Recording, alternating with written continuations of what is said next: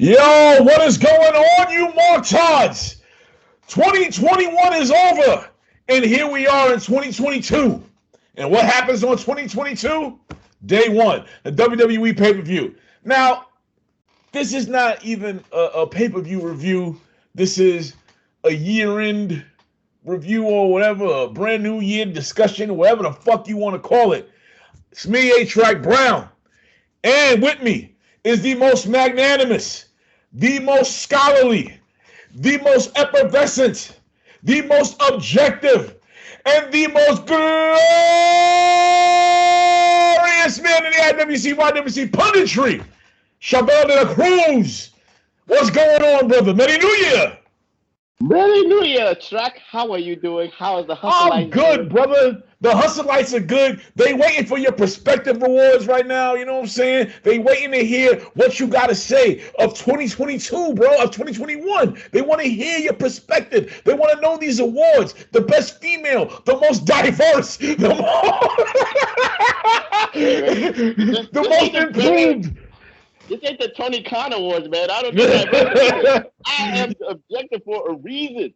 But yes, the 2021 Perspective Awards have come and gone, and some of the people on day one were 2021 Perspective Awards winners.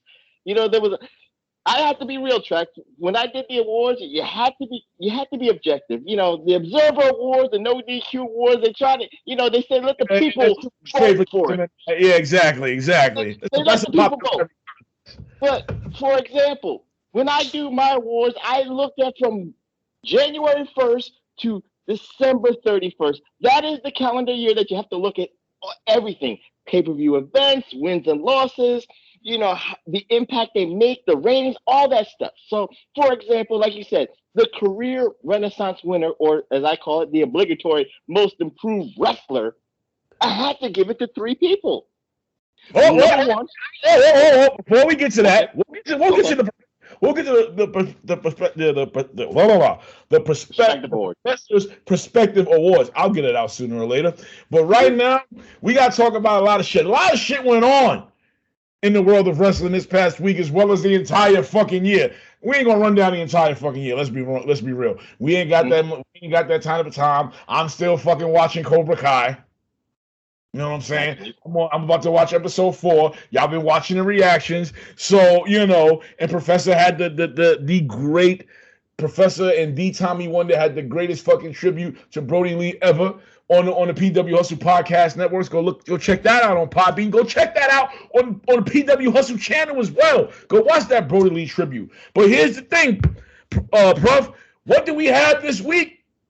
We had an interview with Big Swole. That's the biggest thing going on right now. That's the controversy going on right now. Other than the ending of the day one pay-per-view, we had Big Swole. Big Swole came out in an interview. She talked about, let's just cut to the chase. She talked about how there was a lack of diversity in AEW. She wasn't calling Tony Khan racist. She was just saying there's just a lack of diversity there, which Tony Khan, you guys see the video and it's getting more views. Some of y'all missed the point of what I was trying to say. And some of y'all agreed and some of y'all understood the point, but still disagreed in a respectful manner, which is fine. Now, Tony Khan came out and he said what he said about having, we're diverse. We have brown people here and brown people there and Jade here and the Lucha Bros there, Latinos and blacks and Asians and people from Sri Lanka and Indonesia. We've got all of that. I've got black friends. I'm Tony Khan, which was the dumbest fucking way to fucking respond. It's like, and I said it in my video, it's like hearing a white person say, I'm not racist. I have 5 black friends. And let me tell you something. If you naming all the fucking niggas you got in your company, you racist like a motherfucker. I'm just kidding. But no, I always say, if white people start telling me if they know how many niggas they got as friends, they racist as hell. What the fuck you counting them for? Get the fuck out of here. But no, on the serious tip, to talk about what Tony Khan said, I felt that it was just such a cliche and stupid thing to say when someone accuses you of having a lack of diversity. Not being racist. She didn't accuse him of being racist. She just thought that the company could have a few bit more people of color, I'm assuming, and others to represent them. Listen, they already got an openly gay guy who changes in the women's locker room in Sunny Kiss. They have Nyla Rose, a trans woman who just recently went through some bullshit with a bunch of idiots online and in the crowd, and Tony Khan, along with, see, I didn't touch upon what he said about Big Swole. I just spoke on his response. What he said about Swole not being a good wrestler, that's why he didn't really re-sign her. That was even more stupid, because that shit came off like it was personal. And again, for you guys who think that she's calling him racist, that's not what she was saying. And she even made a statement clarifying that. She wanted to make it clear that she wasn't calling him a racist. But the same interview track. It was actually the same interview. Oh, okay. Thank you. It was the same interview. So there you go. She was never calling a man a racist. But for Tony Khan to actually say, well, I didn't re-sign her because she wasn't that good. Such a Vince McMahon route, such a Vince McMahon route. I disagree. Something that Vince McMahon would say, dogs, are we really going to sit here and act like they didn't come out with an entire propaganda DVD on the Ultimate Warrior? Can we not? Come on, man. Come on. The best thing that Tony Khan should have done on Vince if he was gonna go a Vince McMahon route, was not say shit when somebody says something like, oh, there's a lack of diversity. First of all, Vince was never responded to any of this shit. I thought that Tony shouldn't have to respond to that. First of all, your fans already know, AEW fans, not the people who are always criticizing to have something negative to say. The people who watch AEW, the fair-minded people, and not some of these obsessed fans, but the fair-minded people see the diversity. People like myself, people like Billy Ray, people like the Masked Man, people like the Professor. We have said over and over again to those who are screaming about having more people of color, or basically more black wrestlers and having them in high positions, calm down. You don't just want to put any black person up there if they're not ready yet. And the bottom line is this: the best black wrestlers are not in AEW. They're just not. And it's unfortunate, but this is the way it is. Maybe if AEW got started 5 years ago, it'd be completely different now. But they don't really have too many good black wrestlers. They just don't. And you just have to be patient. I keep saying this over and over again. This company is in its infancy. It's not the WWE where they've been around for 50 fucking years and just decided for like 10, 15 years ago to start doing something. Just give it some fucking time. Tony Khan, shut the fuck up. And this is how I know he doesn't have a fucking girlfriend, because no chick would let him say that. He'd be like, give me your phone. Like, no, stop. Just stop. You don't have to respond to everything, Tony. Shut up. I'm starting to think this dude might be on coke. That's just my opinion. This nigga just has to say something. But I've said enough. Professor, hit him with some truth, bro. You said all the truth that you needed to say, and I agree with most of it. And the only thing I'll say with Tony Khan, this is what my first reaction was, Hustleites. And I just want to say this. When I first saw the quote of Tony Khan saying that Big Swole was not a good wrestler, all I said was, learn from your father, Shad Khan, who's the owner of the Jacksonville Jaguars. He don't say nothing about Urban Meyer being a bad coach. He don't say nothing about Tim Tebow being a bad football player. He just said, you know what? It just didn't work out. We hope, we wish them well in their future. That's all Tony Khan had to say. We wish Big Swole well in her future, and we welcome her if the opportunity comes to do business again, because you might want to do business with Big Swole again. She might get good in the indies, she might hone her craft again. Track, that's the thing. So if she's gonna feel jaded, she feels already jaded right now, because Tony Khan came off as a dickhead on Twitter, because that was a real quote. This wasn't Dynamite where he's playing a character. See, that's the funny thing about Vince McMahon. I guess I don't want to go with AEW Shills did this. When Vince McMahon went on Raw saying, I love firing. Exactly. And they came after him because that was real. That was personal. Did he name Braun Strowman? Did he name The Fiend? Did he name any? No, he didn't name it. He just said, I like fiery people. But he kept it to the character. And you can make all the assumptions and draw your own conclusions. But he never named a name. Tony Khan did this on Twitter, which he's Tony Khan named names. He's naming names right now.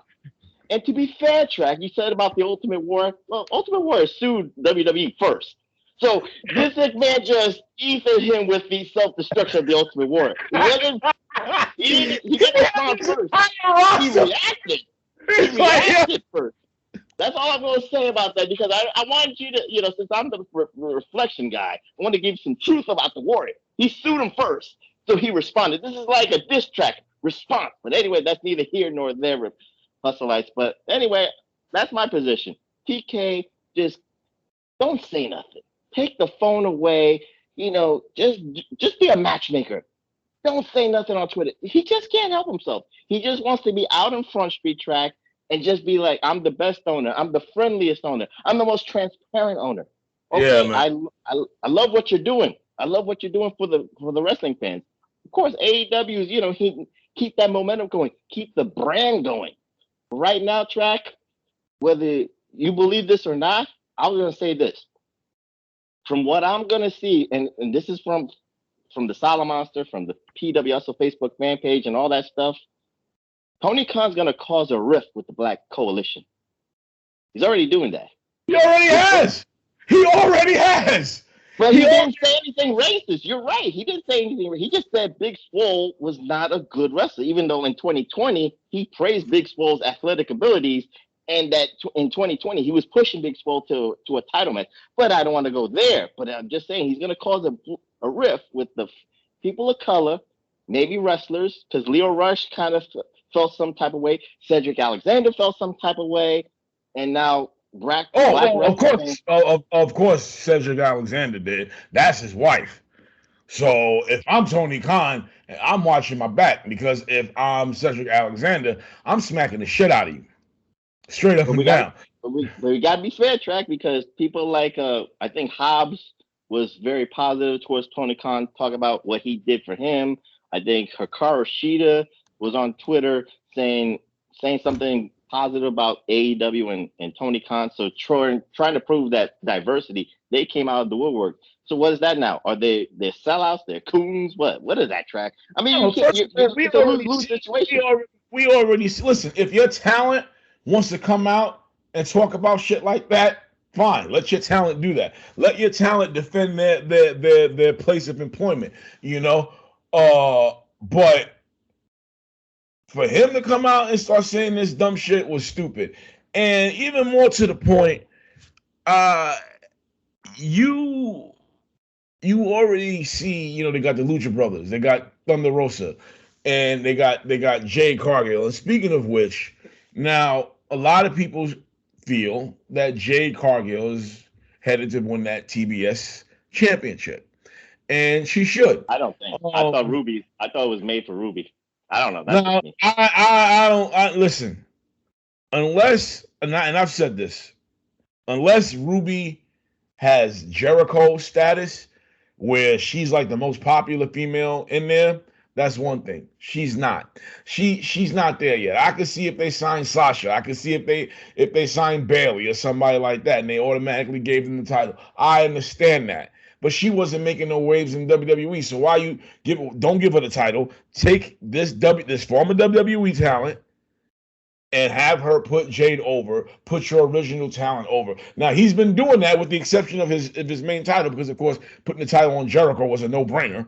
But in feuds and in certain feuds and whatnot, he puts his original talent over, the four pillars and this, that, and the third. So I think, let me just say this, and then you can respond back. But, I don't want to go in that route, but Jade Cargill, she's improving week after week. Don't get me wrong, but she's still green in the ring.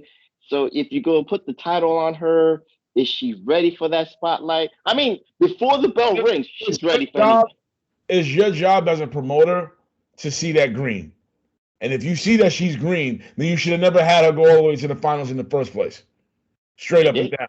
So I don't really give a shit that she's green. If she's getting better by the week, you could put the title on and we'll watch her progress unless she doesn't get better or she loses momentum with fans and whatnot. And so, you say, all right, we gotta make some changes. But here's what's gonna happen. If they put the title on Jade, everybody is gonna become, all the critics and the people who say negative things they say, is gonna be about damage control. So now you really put Jade in a fucked up position because she's going to be looked at as the token black girl with the belt because of, they're trying to show their diversity, which is why I say do not just take a black person and push them. It's pacifying. It's patronizing. I'm not saying that that's what they're going to do with Jade. If they give the title to Jade, it's not because they're trying to do damage control. It's because they always were going to do that. But him saying what he said doesn't help the case. And you're gonna have people all going back and forth over this shit. And you can try to fucking explain to people with reason and logic, but some of the people who criticize AEW don't use reason and logic. Like Brad Shepard and guys like Stu Weiner. You got people like that who don't use logic. And when you're a low-life piece of shit like Brad Shepard, you're not going to use your logic. You're actually going to try to argue against a man who's pointing out what his ratings are and then call him a liar because you're too fucking stupid to understand how ratings work. But that's a whole nother story. So before we move on, I'm just saying this. Tony, it was dumb. Big Swole, she's speaking her mind. She wasn't calling you racist. And more than anything, it was wrong for you to try to paint her as some shitty wrestler. When you were singing her praises when she was signed, we got that on record. All right? We got the documents.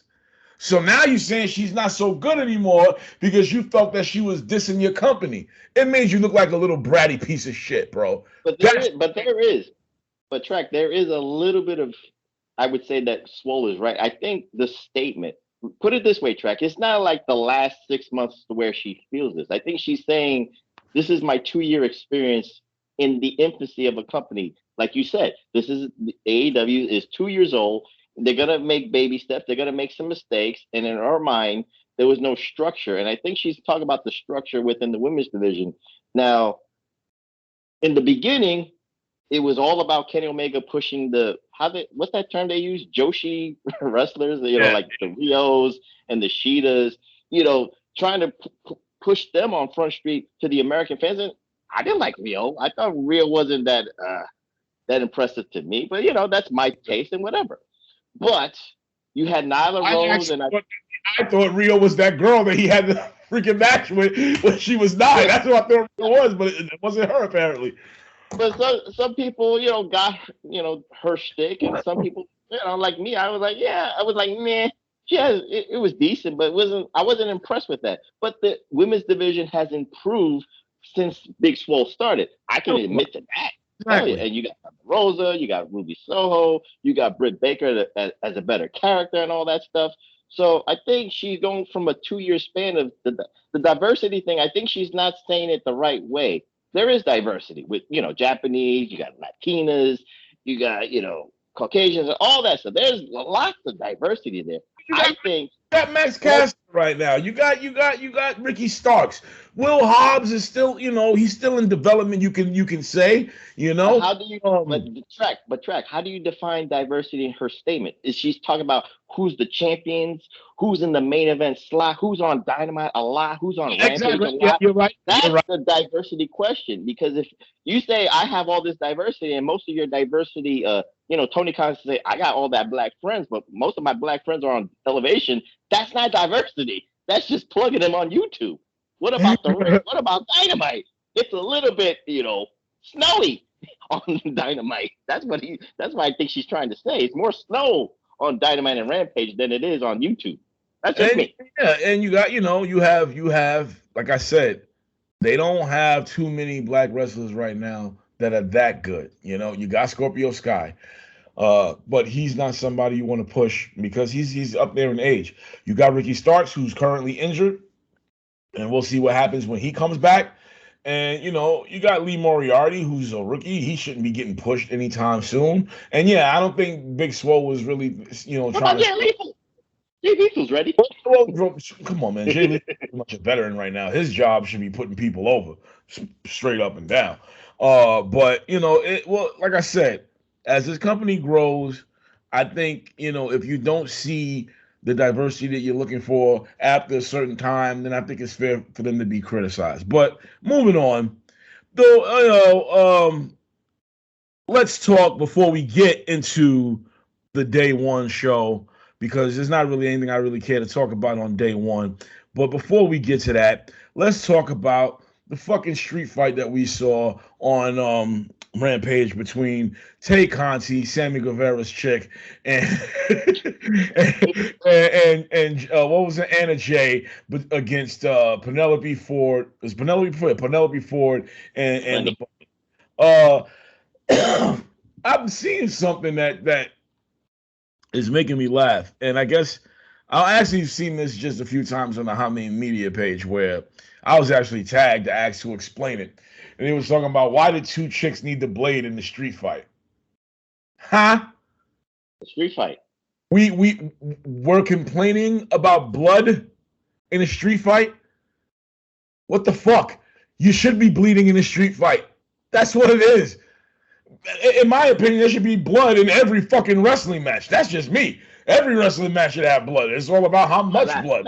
No, I mean, you can't really control how much blood flows out of a person's body. So if you want to save it for certain matches, that's fine. Street fights are one of them. I cannot, and this is the shit that I shake my head at, where you know you look at shit like that, and you feel like I gotta say something here.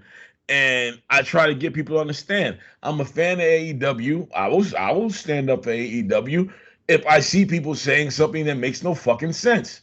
And saying something like, why are two chicks bleeding in the match? Why'd you have both of them blade? Oh my God, they're so desperate for this, that, and the third. Like, and these are people who grew up watching ECW. Like, are you serious? They hated the match because they bled. In a match that's a street fight where there's tables, there's thumbtacks, there's chairs. Oh my, which is you're supposed to expect blood. But you see, that's the too far gones. The people who just are trying to find anything negative to say about AEW, and again with Tony Khan's recent comments, that shit doesn't fucking help. And I want to make shit clear to people who again had a problem with my video. I don't hate AEW. I don't even hate Tony Khan, but I hate the fact that Tony Khan feels he has to fucking respond to everything. He does not. That's just that. But back to the fact of the matter, if you're sitting there talking, and I've talked to people who are supposed bookers, talking about blood in a match. It's like, so you wouldn't have booked any of these chicks to bleed, huh? You just would have had it be what it was. Have them go out there. Have them do the thumbtacks, but just not have them, bleed or not do the match at all. Explain why there's a street fight. There's a fucking heavy feud that's been going on. It hasn't been a prominent one, but it's been a feud nonetheless. So it ends in a street fight. A street fight where bitches is bleeding. I like bitches bleeding. I like bleeding bitches. Well, not that way, but you know what I mean. Depends on where they're bleeding. Right, where they're bleeding from. You know what I'm saying? So it's something that's expected. It's something that was that is needed, and it was fucking awesome. I thought the match was great. Other than the fact that Penelope Ford almost killed her goddamn self with that moonsault, and that is like holy shit.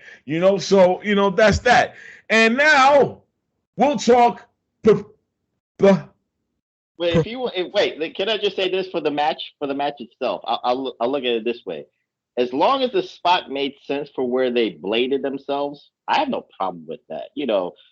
They can't do what men do. And I don't want to be misogynistic, but men can actually, in certain spots, they can make it look more believable with the bleeding. Women cannot do that. It's a little bit difficult for them to do that. So they have to. Not only that, but with women in general, we got to realize something. These chicks also, they model. So you don't want them to fucking blade too much. And if that's your concern, I get that. If you're sitting there saying, hey, you gotta take these photos in the morning. Don't be fucking cutting yourself up like crazy. Come on now. You a lot of times you use your beauty, as a way to market yourself and make money. I ain't against that. You know what I'm saying? So I can understand that if that was your concern, if that was one's concern. That could be one concern, but two, let me ask you this question, and then we can go on to a different subject. For I guess the infancy of AEW and the history of the women's division, it took a street fight for Britt Baker to get over. We can agree on that, right, Track? It took that, everybody paid attention to Britt Baker after the match. After that, yep. Is this going to be the formula for every woman on AEW that is going to have to take a street fight for the end to bleed, for them to get to the next level and to be in a prominent role? So this way people are like, oh, I got to take the bunny seriously, or I got to take Ty Conti more serious, or something like that. Does it take that? Because then it's gonna get too predictable. Like every chick on AEW is gonna have a street fight. Oh, damn! Here we go. She's bleeding. I gotta look at it. Let's see what they do with her. Right. You're absolutely right on that. You don't wanna overplay this shit too much. And I'll tell you, like I was telling people when I was watching that match, we weren't even watching the bunny. We were watching Cherry Bomb. That's what we saw. Because I've seen her blade before. So it's not like. For me, it's not like it was a shock, but being on a bigger stage is not the indies no more. Her being on a bigger stage and showing that, it does help. But yeah, you don't want to keep constantly do this. You don't want it to become hacky or something that's run of the mill. People see through it and it's like, oh God, here we go again with this shit, So that's that. Now, 2021 is gone, right? Mm-hmm. So I guess what we need to do is discuss some of the highs and the lows of 2021. Professor, lead us into 2022 by talking about the highs and the lows of 2021. It can't not get no higher than rewarding the wrestlers on the 2021 Professor's Perspective Awards, the most important awards out there in wrestling today. It's better than No DQ. It's better than the Wrestling Observer. You know why it's better? Because I look at everything objectively from January 1st to December 31st with an open eye and an open mind. So I'll be quick about it because, there's certain awards that people might not agree with, and I'm sure I'm going to get the 8-track face like, what? This hero is crazy. But you know what? I'll start with, the first award, the obligatory Most Improved Award. I hated the name Most Improved, Wrestler Award. So I called it I should trademark this, the Career Renaissance Award winner. You should. It's because no one's doing it because everybody says Most Improved. It's an insult. It's an insulting term to any wrestler. So Career Renaissance. So Track, after looking at the gambit, I gave it to 3 guys. And I think everybody should agree that these 3 gentlemen themselves. Oh, there's a 3. Oh, okay. There's a 3-way tie. Okay. Yeah. So number 1 from WWE, the almighty Bobby Lashley. You could not deny what he did in 2021. At all. Number 2, I gotta give it to this man, Bryan Danielson, AEW, from where he went from WWE, getting stacked and racked by Roman Reigns, to having 2 matches of the year candidacies with Kenny Omega and Adam Page. You got to give him the devil his due. And I went really out the box with the indies, but you cannot deny what this man did. Matt Cardona, what he did for Game Changer Wrestling, winning the title and really becoming a Twitter sensation. It was a 3-way tie right there. Track, you agree with it or... I'm shocked you didn't put Roman Reigns on there because he became the tribal chief. That was a renaissance in itself. I'm shocked you went with Matt Cardona. I really am. I'm not even going to disagree with it, but I see where you're coming from because Matt left WWE and he did very well for himself. I gotta say, after all these releases, I think he's had the most success. With GCW, with Impact, and even with his short stint in AEW. They even sold some shirts, I'm pleased by that. Thank you. What we got next? The next award to reward 2021 as my shout outs to Tommy Wonder from the Pro Wrestling Reflection, Women's Wrestler of the Year. And people might say, oh, Professor, you're going to go with Bianca Belair. No, I didn't. I should go with AEW's Britt Baker. No, I didn't either. I'm going with the woman who actually ruled 2020 Wonder. And it's an easy pick for, I'm sure that people think is, if you stop being a shill and stop being objective, you can see this.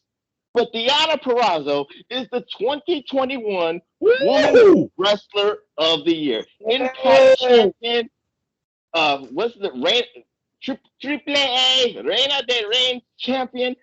She is a dominant female wrestler. So wait a minute, she had the Impact title twice. Did the female twice this year, didn't she? I think so, yeah. Oh yeah, there you go. Shit. Shocked me again.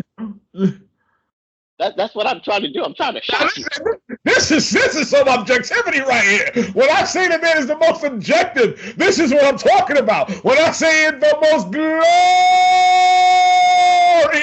this is what I mean. This shit is glorious. This shit is objective. This is a perspective. Come on, hit me again. Come on, let's go.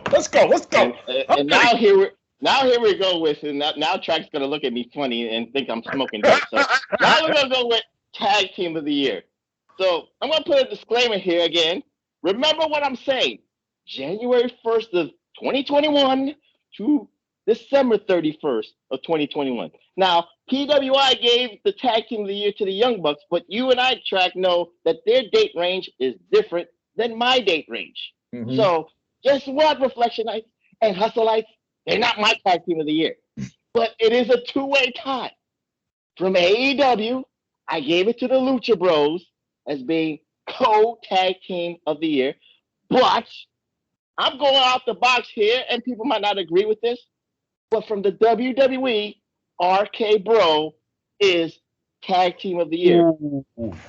And the reason I'm giving it to them is because they're the best storytelling Tag Team of the Year. Their matches might be January to December 31st. They didn't become a tag team until what was it, September? No, but the story between the two has elevated to that. That's why I'm giving it more. When did this story start? February. Oh, you know what? Then I can't even argue that, bro. I can't.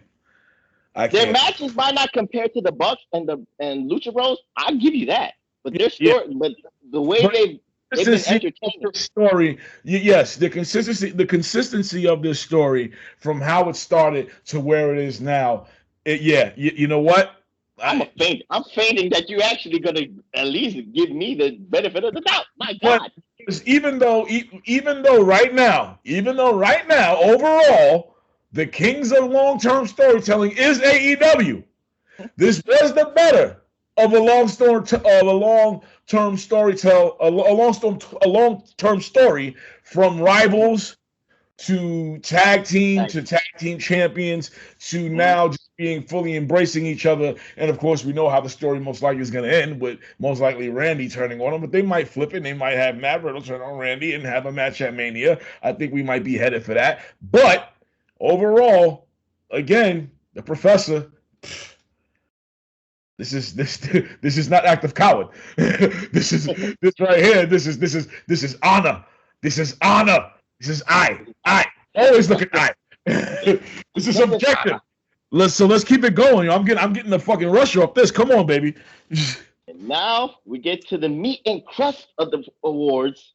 Match of the year.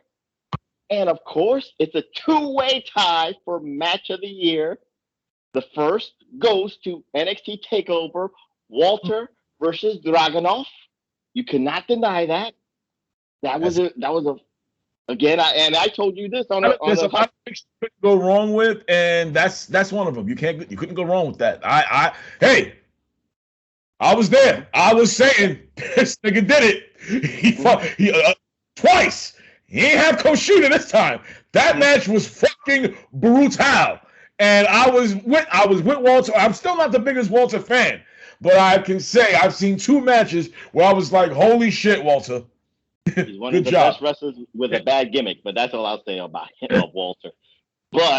And the tie, this is why I gave Bryan Danielson the career renaissance, because the match he had with Kenny Omega at Stadium. What was it called? Stadium Stampede, or where they did it with R-Fash Stadium? What? Yeah, I forgot. Or Stadium Slam.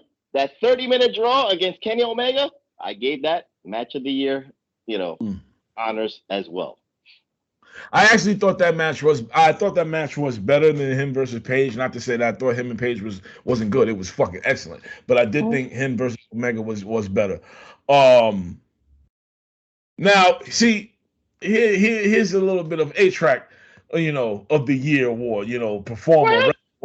Matt. Go ahead. Now, personally, match of the year for me, and I know a lot of people gonna be like, nigga, please. But dead ass, match of the year for me is Moose versus Kenny Omega.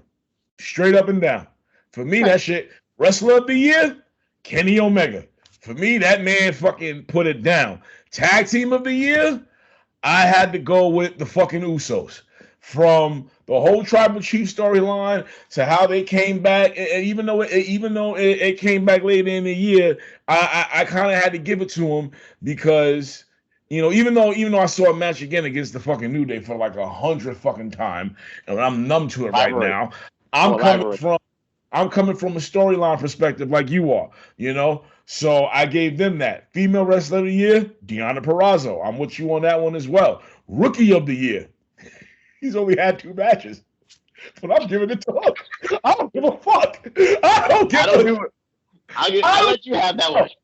And listen, I know a lot of people will be like, "Oh, come on, Track, you fucking around." No, I'm giving it to Hook because even though he only had 2 matches, this was one of the most anticipated debuts I've ever fucking seen in my life. The kid hasn't even cut a promo.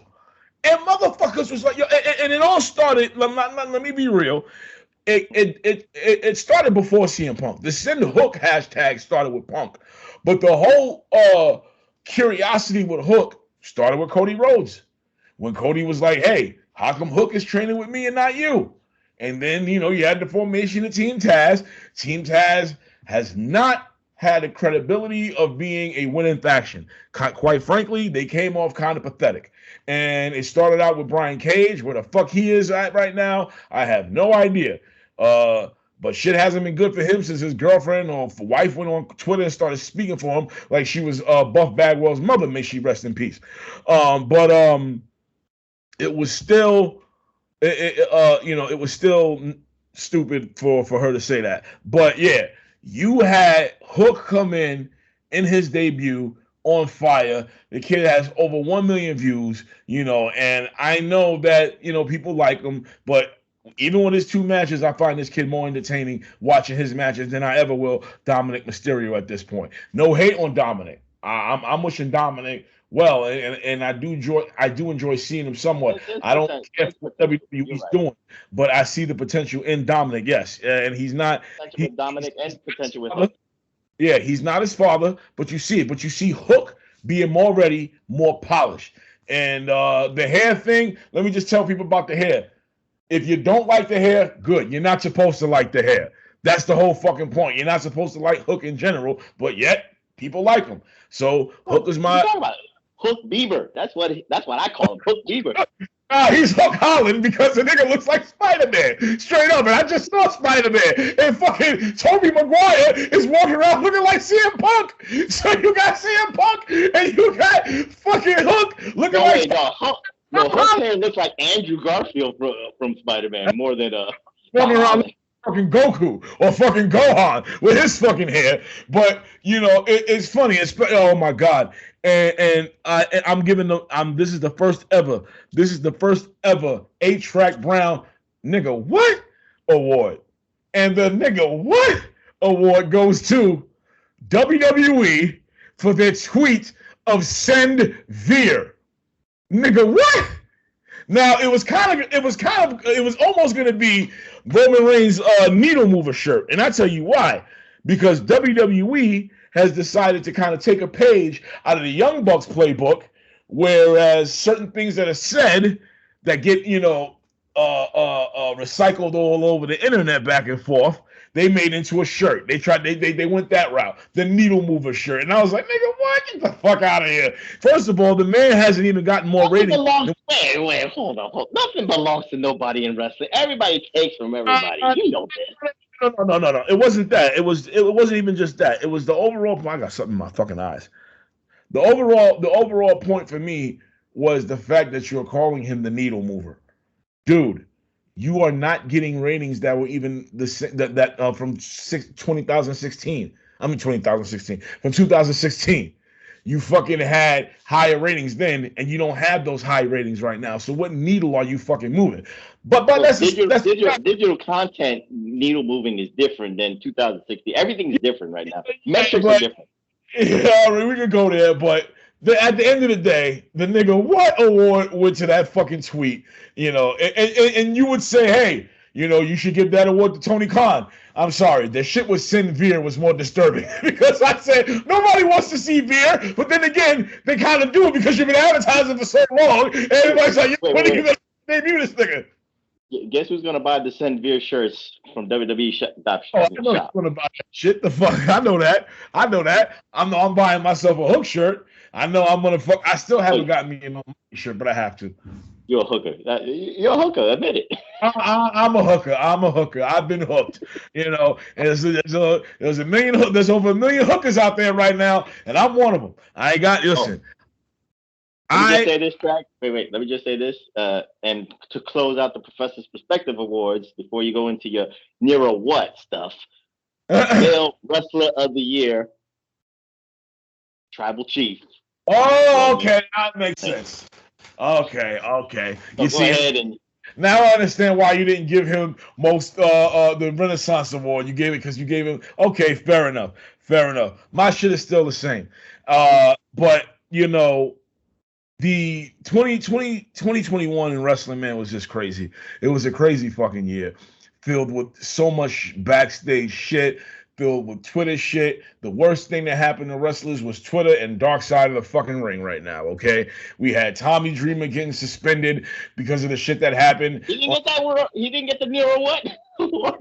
Nah. Because quite frankly, I mean, other than the fact that he was talking about liking to see Ric Flair's cock, I really didn't give a shit that he defended Ric Flair. It was something that he should have never gotten suspended for. It's like the man said, I don't believe he did it. Now you're suspended. Why? Because I said I didn't believe he did it? That's it? I wasn't really so sensitive to the accuser? It's not anyone's job to be sensitive to an accuser. Now, I'm not saying that she's lying, but in the grand scheme of things, you know, she's the accuser. We all have to still use the word alleged, you know, even though I do believe her. Even though she's a fucking jewel thief. God was like, all right, bitch, you want to fucking steal jewelry? Look at these family jewels. Anyway, but those are the professor's perspective. He's drunk. He's drunk right now. I'm not drunk. I just can't get the goddamn word out. I ain't drunk yet. And when I do get drunk, I'm definitely not gonna be able to say that shit. But you have to leave. Track before anything about 2021, we have to say the title holder is COVID because it not ruined, but it kind of made it hard for one organization, and that was New Japan Pro Wrestling. COVID really made it hard for New Japan. Yeah, COVID is heel of the year because what COVID has done for me in New Japan was it had me lose more interest than I've had in New Japan than I've had in years. You know what I'm saying? And this was like, you know, when it actually exposed them, Track, that they depend on gaijins. Don't you think? They depended on gaijins and Western and Americans and Europeans and all that. What they depended on was their American expansion. And that hurt them. And the fact that they were in a country that's not like America, they had to do what they had to do. And what I think one of the things that really fucked up with New Japan with the COVID shit was the crowds. The crowds really play a role in how you see these matches. And for me, hearing the crowd being so controlled because they couldn't really do what they normally do, it really left shit like a sour taste in one's mouth. And then there became the G1, which was very lackluster, you know. And now you have Wrestle Kingdom, which is not so much lackluster, but it still doesn't have the same excitement before, because if you're like myself and you did not keep up with the product like I had in the past, you kind of lose your hypeness for it. But I'm still gonna fucking watch because it's Wrestle fucking Kingdom, and there's no fucking way I'm missing Shibata's return match. And that's the highlight of the show for me. My boy's coming back. And from what I understand, there is no strikes in these matches, which makes perfect sense. So I guess it's going to be like a grappling expedition like he had with the colonizer. So, but to me, it's like it should be no strikes to the head. I think you should be able to chop each other. The man should be able to take a chop. He could take a chop, but no head strikes. That should be it. I hope he made a full recovery. You know, if they had to take a part of his skull, I would hope to think they would put a metal plate in his head. Do they still do that? I don't know if they still do that. Okay, so if he has a metal plate, he's like Luger, you know, with the bionic arm. He has a bionic head, and his headbutt should be his fucking move now. But we don't want him doing that. He can't be trusted. I'm sorry, everyone. No, forget it. Or he could kill somebody with a metal plate in his head if it's a metal head. Let's not have that. But I can count on him coming back. I just can't count on him ever being IWGP champion. That's not going to happen. They're not going, unless this man, there's some miracle. It's just not going to happen. You know. Maybe one thing. Let him just be in the match. Let him just have a good match, and then let's see where he goes from there. Exactly.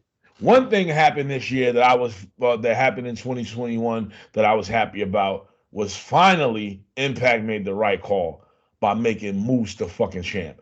And right now, Moose's champ is awesome, but I still think Moose needs a manager to talk for him.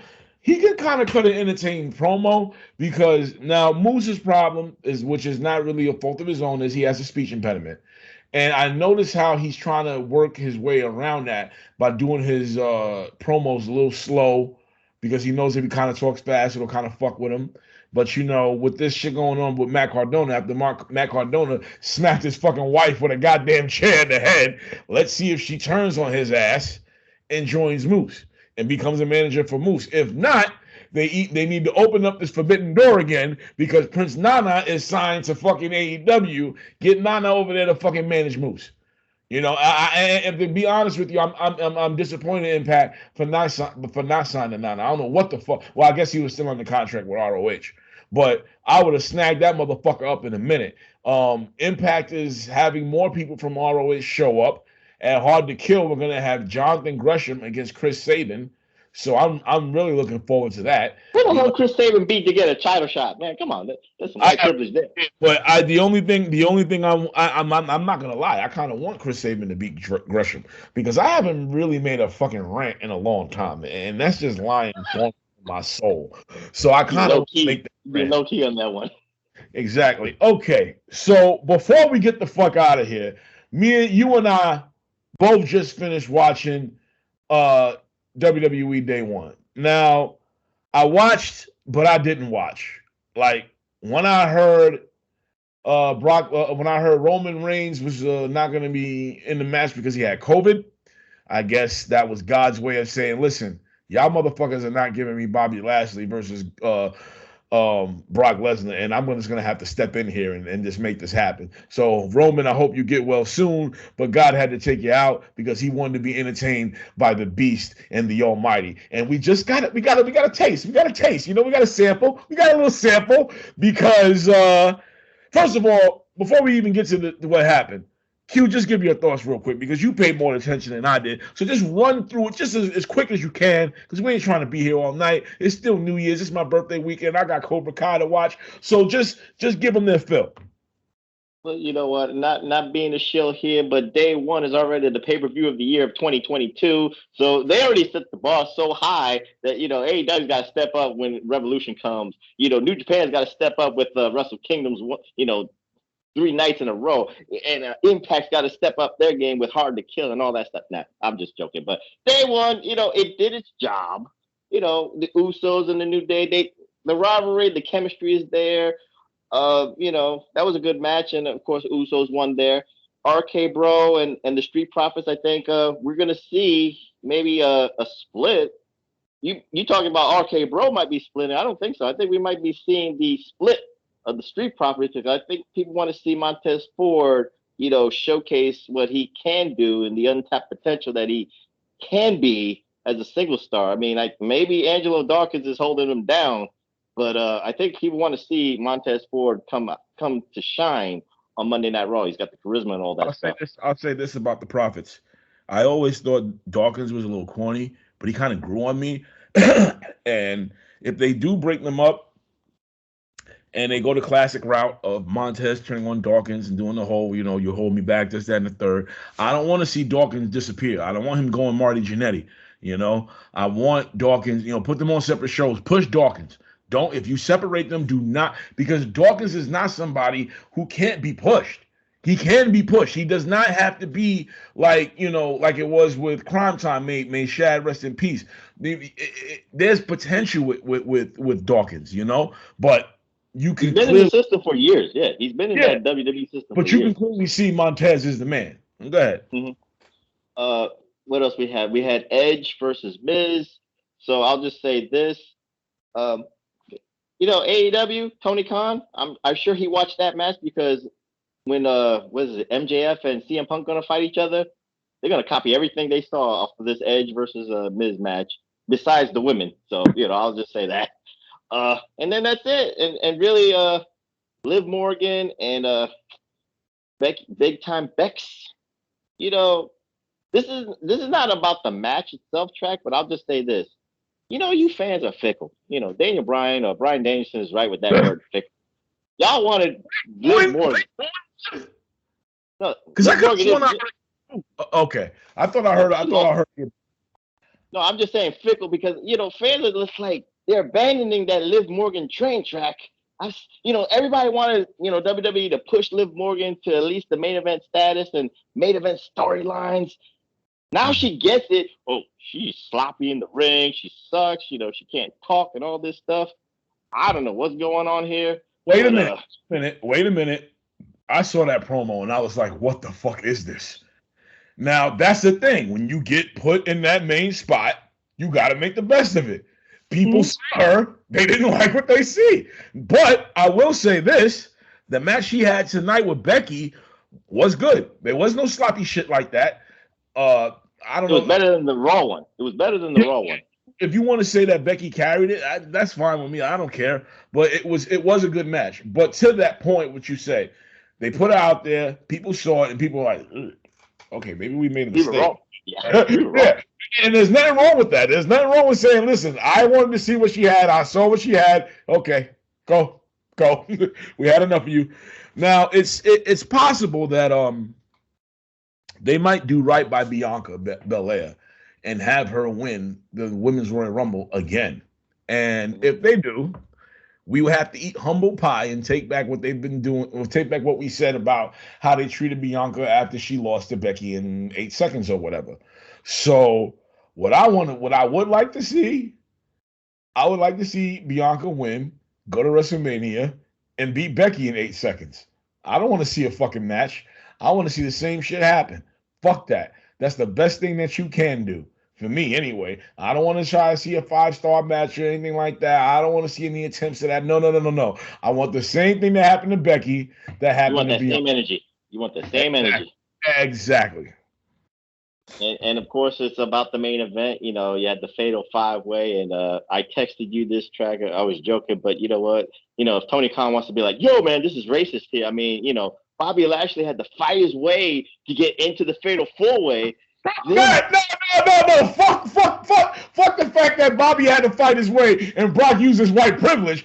Brock has been beating niggas for titles left and right. First the fucking Kofi, and now fucking Big E. He won this fucking 5-way match. And I must think this had to be a record for a Fatal 5-Way. This is the shortest Fatal 5-Way I've ever seen in my fucking life. It was a spot fest, number one, and then it was a finishing spot fest with Brock Lesnar fucking winning and beating Big E, diversity being no match for the beast. And we, like I said in the beginning, you and I saw the look that Bobby Lashley was giving Brock Lesnar. So it is very possible we are in the midst of Bobby Lashley versus Brock Lesnar match. I don't know if it's going to be at Mania. Don't know if it's going to be at the Rumble. But we're seeing that shit. Now, what they can do to fix this with Roman Reigns and Brock Lesnar is have Brock versus Bobby at Royal Rumble, have the Tribal Chief cost Brock Lesnar the match, and you set up Brock Lesnar and Roman Reigns again for the fucking 3 millionth time. But just give us a competitive match between Bobby Lashley and Brock Lesnar. Have Bobby Lashley go over. Boom. Lashley can go into fucking WrestleMania as champion, maybe lose to Seth Rollins. I don't know. Or Kevin Owens. He re-signed. They can reward him with the title. And I don't give a fuck. I just want that match to fucking happen. That's all I ask for. We got a taste of it tonight. We got just a little taste. We got a little sample. And what we didn't have. 2 scenarios, Track. You're talking about the Bobby Lashley. You're talking about your dream that you've been dreaming about this for 5 years. I get you. I know the Hustleites get you. You've been wanting this. You've been praying for this. Everybody's been praying for this. But you got the other scenario now, title for title against the Tribal Chief for WrestleMania. No. We don't.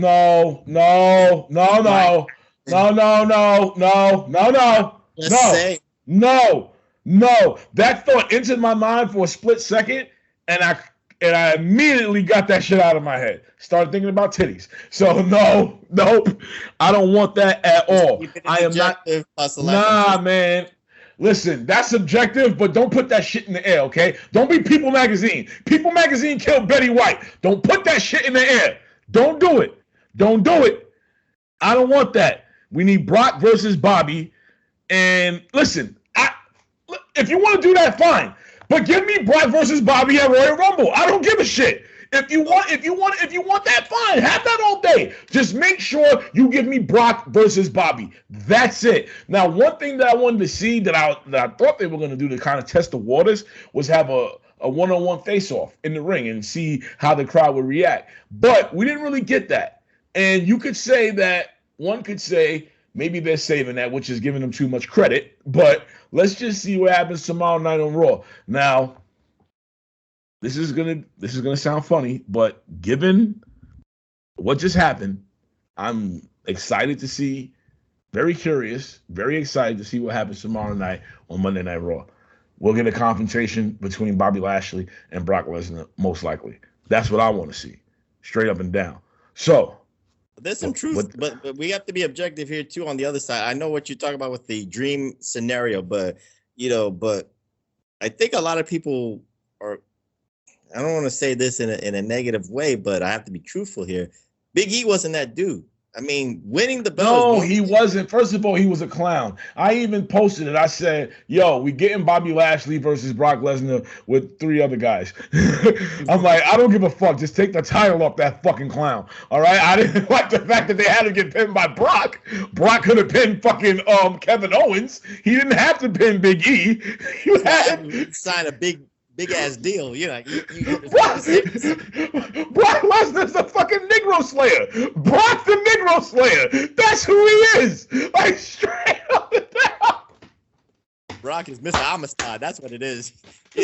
Oh my God, yo, Brock Lesnar is like, fuck this bullshit. I'm beating all these blacks. I'm taking the title. By any means necessary. That's straight up and down, but it's just funny when you really think about it. Yo, we gonna get out of here. Yo, Q, let them know where to find you, man. Plug your shit. You can find me on the Twitter at PWHustle That's PWHustle and of course every Sunday on the PWHustle networks at podbean.com. Myself and Tommy Wonder do the most nostalgic wrestling show on Podbean streams, and that's the Pro Wrestling Reflection Podcast, the PWR Podcast, and sometimes on the PWC networks with Jimmy T. You might hear a professor's perspective on the audio stream, so check that out, all right? Thanks, Hustleites, and Happy New Year, and rest in peace to the best Hustleite, one of the lady Hustleites, Betty White out there.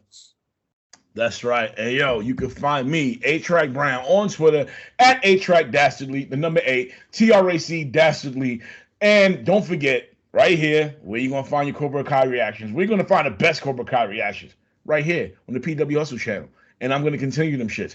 I was trying to get them all done on New Year's, but I kept getting interrupted, and I just could not get everything up. But I'm going to try to get everything up as soon as possible. And with Wrestle Kingdom being 2 nights. I thought you was going to experiment with a 10-hour, video, just doing a marathon. Oh, that would have been cool too. But I could. There's no way I'm fucking putting in that much work. Come on, I'm not dedicated to this channel like that. Not like that. Fuck all the bullshit. But yo, I want y'all to like, comment, subscribe. And yes, follow the professor. Join that PWHustle Facebook group. Thanks for tuning in. It's been a crazy year, wild year. A new year has begun, and hopefully the PWHustle crew will get our shit in order, and we'll start coming at you with even more shows, hopefully every fucking week. So rest in peace, Betty White. Fuck Brad Shepard, and we out this motherfucker.